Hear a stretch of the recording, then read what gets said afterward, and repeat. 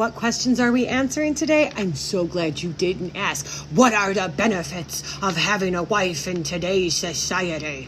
Why are 80% of divorces initiated by women? How come women don't want to be wives anymore? So since y'all keep throwing this around on the internet, we're going to go ahead and we're going to talk about it for real. I'm not pulling no punches. I'm going to shoot straight from the hip. I'm going to tell you the truth. It's not that we don't want to be wives anymore. Marriage was always the goal. It's that we want to be husbands. That's right.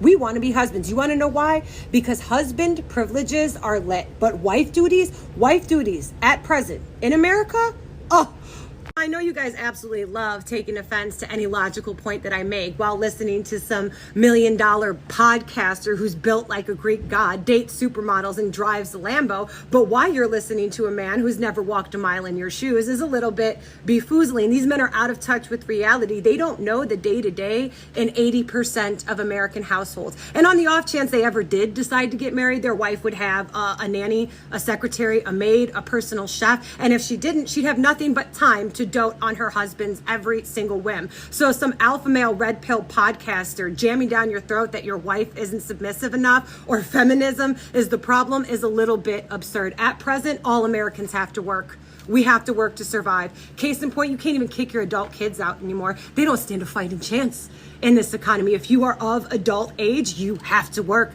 You have to contribute. And being a wife and an employee is a conundrum that a lot of husbands just aren't registering to date.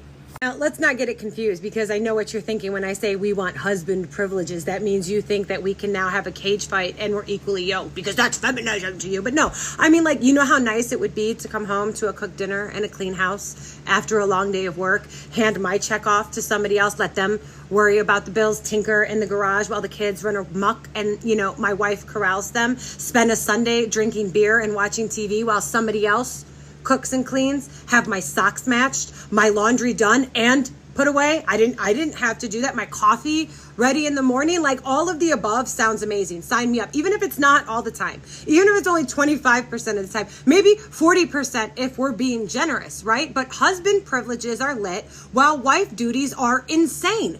You know, the reality for a lot of married working mothers is that they have to do all of the above while still working 8 to 10 hours a day, 5 days a week at a job they hate, with a bunch of other married men who sweetie honey baby them or sexually harass them until their head is ready to explode, just so they can go home at night and still have to cook, clean, and do laundry, all while maintaining a look, diet, exercise, hair, and nails, because God forbid you let yourself go for a second. Then you're not really a woman. You're not feminine anymore, all while attending to everybody's administrative affairs and oddities, school pictures, choir recitals, gymnastics, karate, football practice, football games, football snacks that you gotta hand decorate, because if you don't, you're the worst mother on the team. You gotta take them to doctor's appointments, dentist appointments, optometrist appointments, emergency room visits, sick visits that you have to take off of work for, and your male boss just doesn't understand, all while restocking all of the toiletries, groceries, cleaning supplies, clipping coupons, and going to parent-teacher conferences,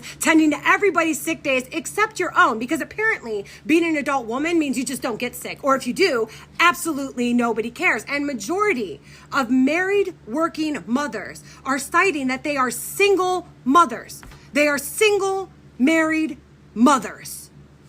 And the saddest part about all of this, which I know you guys see, you have eyes, you have brains, you love throwing around the fact that 80% of divorces filed are by women. Yes, when women are leaving, it's not for infidelity or money issues or even abuse for that matter. It is simply because they need a break.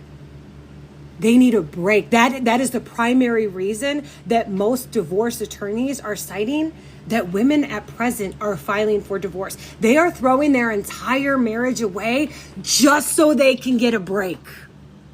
And I really just want you guys to register the magnitude of that last statement. They're throwing out a lifetime commitment just so they can get a break. So before you ever ask, what are the benefits of having a wife, or telling a woman, you're gonna die alone, get cats, sir, I'm pretty sure that's the point, right? Because all I gotta do is scoop the litter and leave a can of food out. It's hassle-free cuddles and companionship. Like, in the event of divorce, even if the father only gets the children every other weekend, that is 4 days out of the month of uninterrupted downtime.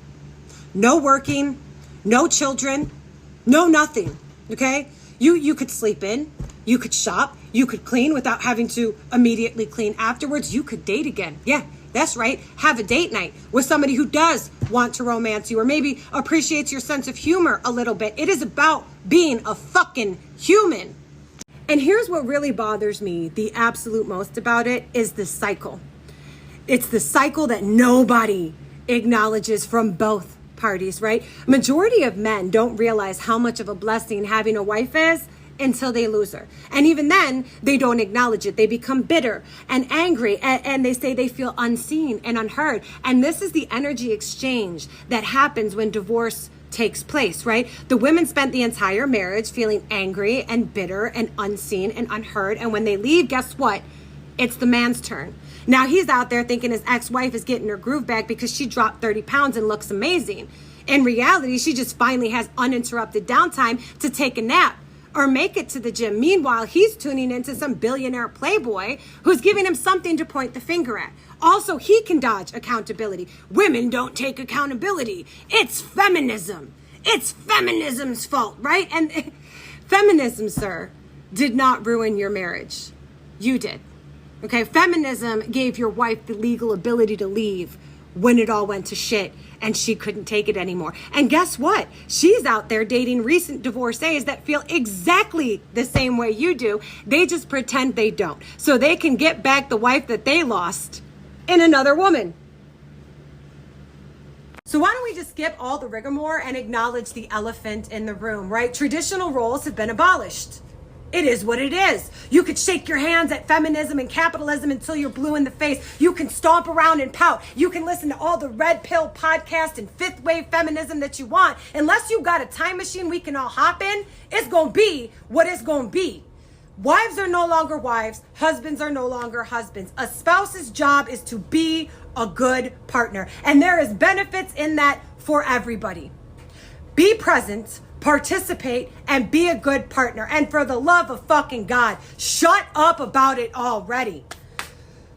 Fuck off.